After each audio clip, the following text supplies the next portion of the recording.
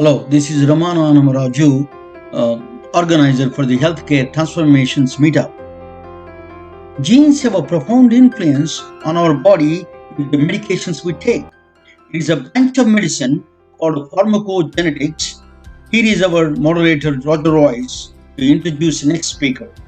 Kristine Ashcraft is our next speaker. She's a molecular biologist by training and head of, I don't know if I can say this right, Pharmacogenomics at Invitae. She serves on the Strike Steering Committee, FDA Collaborative Community for Pharmacogenomics, and was the chief executive officer of UScript prior to its acquisition. She's been in precision medicine since 2000 and is named one of the 25 leading global voices in the space. Author of many publications, been quoted by numerous media outlets, New York Times, Wall Street Journal, NBC Nightly News, and many precision medicine conferences. So thank you, Kristine, for being here. And I guess you are going to talk to us about opportunities in precision medicine for entrepreneurs. I sure am, and thank you so much for having me. Let me share these slides here. One moment. So as Roger just mentioned, I have been in precision medicine, specifically pharmacogenomics, a little over 20 years now. And I'm going to share a little bit about my journey, and then also the opportunities I think that's opening up in the space. So I started my journey in pharmacogenomics, PGX for short, for other people that stumble over that long and unwieldy word. It essentially just means using genetic information to make sure that people are getting drugs and doses that are optimized according to their genetics. But started that journey, I originally started my career at a laboratory that was founded in 1987 as one of the first crime labs in the country with a National Institute of Justice grant. And when I joined in 2000, they were looking for something that leveraged their core competency in providing really high quality genetic testing. And way back in 2000, there was an article in Fortune magazine about a little boy named Michael who had died of an overdose because he had an easily testable genetic variation that, in concert with his other medications, led to toxic levels of Prozac in his system. Unfortunately, the levels were so high, his foster parents were initially suspected of intentionally overdosing him. And thankfully, a smart pharmacist and physician heard about this story and thought he might have a pharmacogenetic variation, tested him postmortem, and found out that he did. The article talked about the dawning of the age of precision medicine, when we would use genetic information to make sure we were giving people the safest and most effective drugs and doses that the evidence allowed for. And so started as one of the first accredited labs in the United States to provide this testing. And I had a pretty unique opportunity over the years, I think, to speak with literally thousands of physicians, pharmacists, patients, payers, about widespread barriers to adoption of the technology that likely could have saved Michael's life. And there was a very common theme to the questions we would get. How do I know which patients to test? Who would benefit from this? How do I know how to act on that in the context of other things that are going to impact medication response? And where are the studies validating that this actually improves outcomes?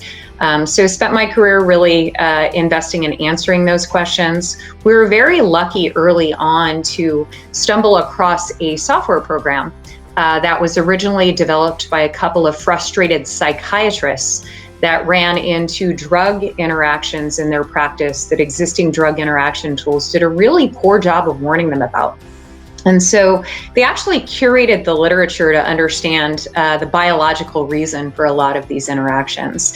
And because of the way they had created this software, we were able to upgrade it to take genetic variability into account, and started offering that software in a web-based format to the physicians and pharmacists that were utilizing our testing for their patients.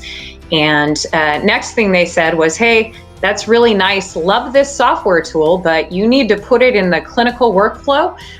You need to put it in my electronic health record, or I'm just not going to use it very often. So way back in 2013, we entered and won the Allscripts Open App Challenge at HIMSS Health 2.0. we slammed that genetic information into the disease list, the problem list in the EHR, and started triggering clinical decision support. Invested in some studies, and then realized to really help precision medicine scale, we had to focus on enterprise integration and deployment. So spun that software out, got it into Epic, got it into Cerner, invested in some studies, and now both that laboratory and UScript are now under the Invitae umbrella. I know that's a long story, but I bring it up because I think there are lessons learned that we can take beyond my 20 plus years in pharmacogenomics. So what lessons can we take forward? As Naveen aptly put, there are a lot of things going on in genomics, and genomics is not a sentence, so to speak. Just because you have certain genetic variations doesn't mean that you're going to necessarily have a problem. The application of genetic information is really so that you can face your risk empowered. So you may have genetic markers that dramatically increase your risk of getting cancer, for example. But that means that you would just monitor more often. So if you do develop cancer, you can catch it early before more invasive treatment is required.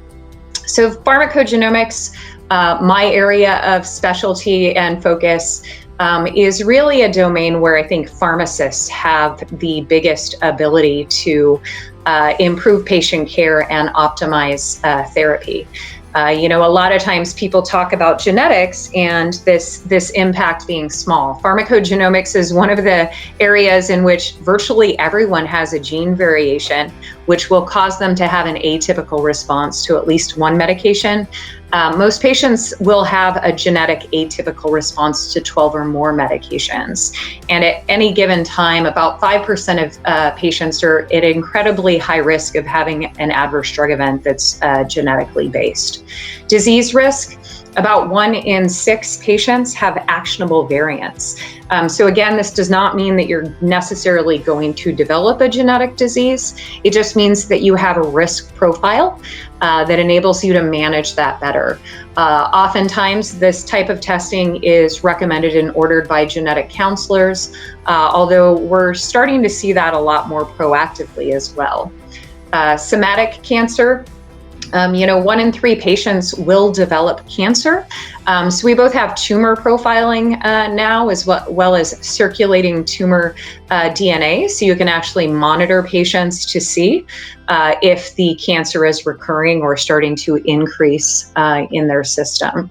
And that's just the very top of the pyramid. I think there are a ton of other things. Naveen just did a great overview of the microbiome.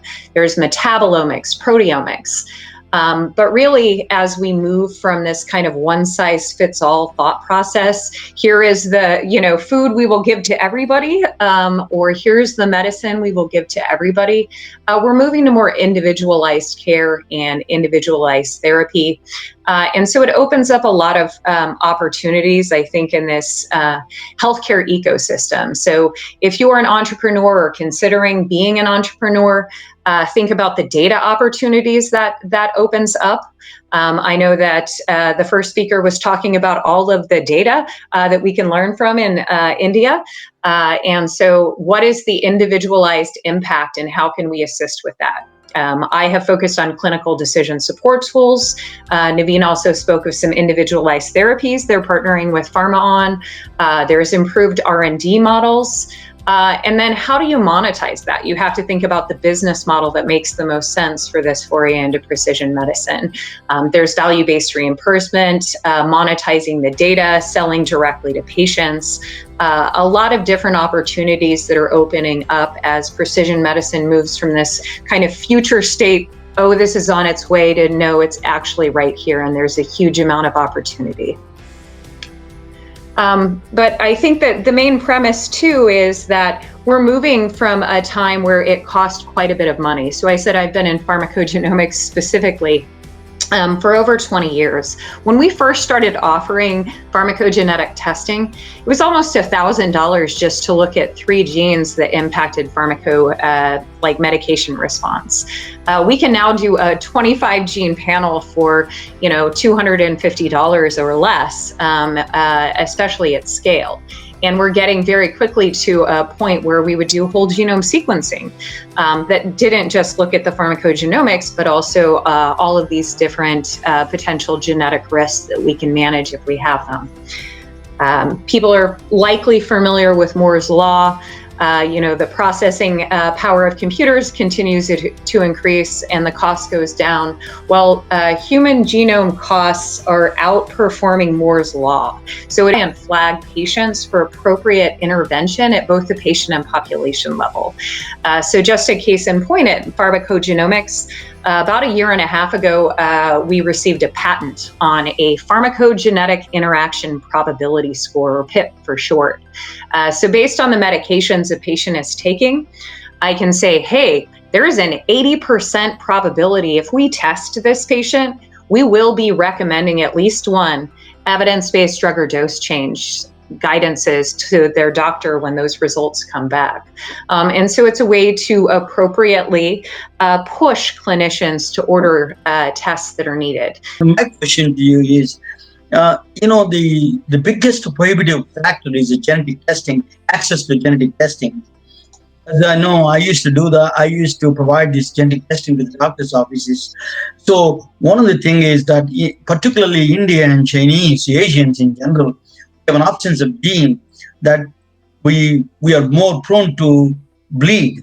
Thus, most of the cases who die in the exam table, on the surgical table, are people who